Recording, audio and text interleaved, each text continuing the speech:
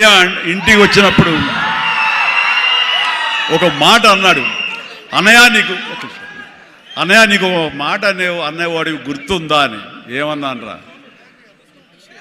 మన ఇంట్లో ఇంతమంది మీరందరూ ఉన్నందుకు, నాకు ఈ అవకాశం భగవంతుడు ఇచ్చినందుకు ఇది నాతో ఆగిపోకూడదు. ఒక రాజ్ కపూర్ ఫ్యామిలీలో ఎంతమంది ఎలా ఉన్నారో ఆ రకంగా మరొక రాజ్ కపూర్ ఫ్యామిలీ మన మెగా ఫ్యామిలీ అవ్వాలి అని నువ్వు చెప్పావు.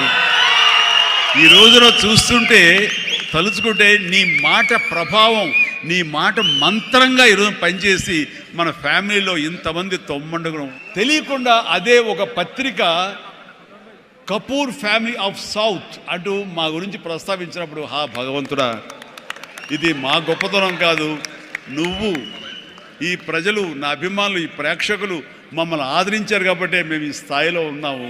అనుకున్నది ఆ రకంగా సాధించగలిగాము అని